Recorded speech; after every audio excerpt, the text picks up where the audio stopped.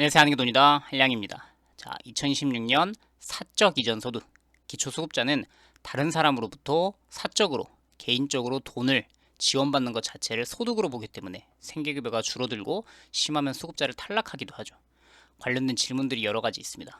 ATM기에 내가 내 돈을 직접 입금하는 것도 사적 이전 소득으로 보냐? 가족이 병원비 지원해주는 건 혹시 내 계좌 A은행에서 B은행으로 이렇게 왔다 갔다 하는 것도 문제가 되냐? 전반적으로 살펴보겠습니다. 자, 작년 12월 근로장려금을 받아서 뭐 주거래 통장, 예를 들면 뭐 우리은행이라고 할게요. 그래서 같은 은행 다른 계좌에 뒀는데 공과금이 생각보다 많이 있어서 다시 한번 우리은행 주거래 통장으로 옮기려고 한다. 기초수급자가 본인 계좌 내에서 이쪽 저쪽 왔다 갔다 하는 거. ATM 입금은 아니고 같은 은행 안에서 계좌만 다른 통장이다. 당연히 아무 문제 없습니다. 본인 계좌니까요.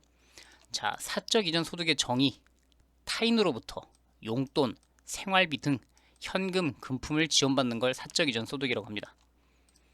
정기 지원 사적 이전 소득, 부양 의무자, 뭐 자녀, 가족, 후원자, 복지관 등으로부터 자주 정기적으로 지원받는 현금과 물건을 다 정기 지원 사적 이전 소득으로 보고요.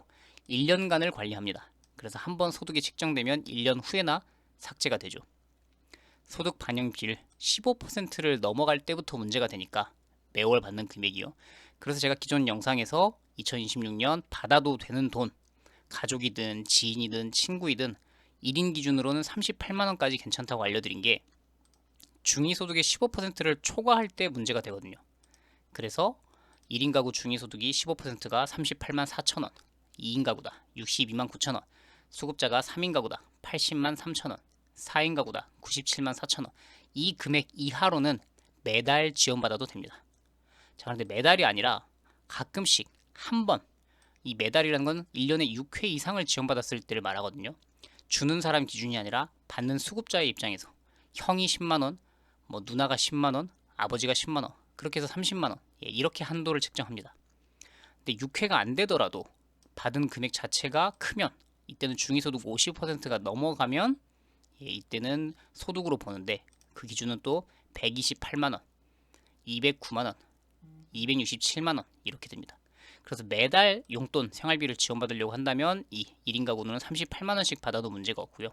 그냥 내가 필요할 때 좀 돈이 궁해서 한 번 지원받는다. 그럼 128만원 이하로 받으면 문제가 없다는 겁니다. 근데 또 괜찮은 거, 이렇게 타인으로부터 지원받는 것에 대해서 통장에 입금된 내역 자체를 까다롭게 보니까 질문들이 당연히 따라오는 게 구청에서 내 계좌를 상시 24시간 감시하는 거냐? 그렇지는 않고요. 1년에 두 번, 4월, 10월 두 차례 확인 조사라는 걸 거쳐서 이분은 왜 갑자기 잔액이 늘어났지? 기초수급비가 한 달에 80만 원인데 500만 원이나 늘어날 수가 없는데 이 돈은 어디서 난 거지? 이런 걸 확인했을 때 최근 1년치 통장을 제출하라고 합니다. 그때 이제 뭐 A은행에 B은행에 C은행에 계좌를 전부 다 가지고 오세요 해서 입금 내역에 전부 밑줄을 치면서 이 사람 누구냐, 어떤 돈이냐 이런 걸 다 증명하도록 합니다. 그래서 제가 문제 없는 것들을 알려드렸던 게 중고거래로 물건을 팔아서 당근으로 사례비를 입금받은 거, 당근 물건 판 대금을 입금받은 거는 용돈이나 생활비를 지원받는 것이 아니죠. 그런 건 문제가 없고요. 수급자가 3인 가구인데 이 3인끼리 서로 가족 내에서 왔다 갔다 한 것도 당연히 문제가 없습니다. 1인 가구 수급자가 오늘 질문자님처럼 본인 계좌 안에서 왔다 갔다 한 것도 문제가 없습니다. ATM기 인출했다가 다시 입금하는 것도 입금자 명이 써있지 않거나 좀 모호한 경우가 있는데 이걸 증명할 수 있다면 또 문제가 없습니다. 내가 몇 날 몇 시에 ATM기에서 50만원을 인출했고 다시 뭐 일주일 후에 입금했다. 이거를 객관적으로 증명을 할 수가 있다면 이것도 문제가 없죠. 어차피 본인 돈이었으니까. 그 다음에 타인에게 지원받는 것 중에 생활비, 용돈, 수급비를 거의 뭐 준할 수 있는 이런 것들이 문제가 되지 목돈 있죠.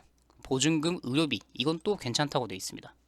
보시면 임대 보증금 마련 또는 수술비, 사용처가 이렇게 확인되는 경우에는 제외할 수 있다. 아무리 수급자라고 해도 가족들로부터 지원받는 돈을 전혀 받으면 안 된다라는 게 아니라 내가 보증금이 부족해서 가족, 형이 도와주기로 했다.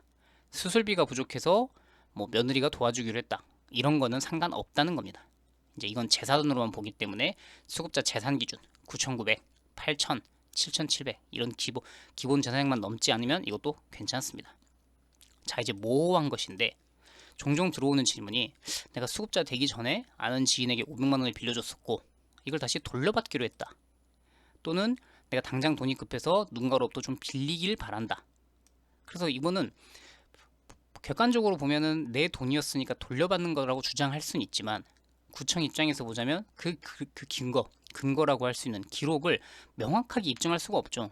왜냐면 그 계약서라는 게 있는 것도 아니고 공증을 받아두신 것도 아닐 테고 뭐 채권 관계에 대해서 계약서를 쓰지도 않았을 테고 그래서 이거를 돌려받았을 때 그냥 생활비를 지원받는 건지 아니면 빌려줬던 돈을 다시금 돌려받는 건지를 판단하기 어렵기 때문에 이거는 어떤 구청 담당자 입장에서는 저는 그런 거 객관적으로 증명할 수 없으니까 고려하지 않고요. 사적이전 소득으로 보겠습니다. 라고 판단을 해버려도 할 말이 없게 됩니다. 그래서 이거 빌려주고 빌려받는 거는 본인 판단에는 문제가 없다라고 생각할 수 있지만 혹시나 좀 모호하다, 애매하다 할 때는 이건 직접 담당하는 구청 담당자 등에게 확인하시고 돈을 입금 받는 게 낫습니다. 먼저 받고 나면 그건 다시 돌려줬다고 해도 문제가 될 소지가 당연히 있으니까요.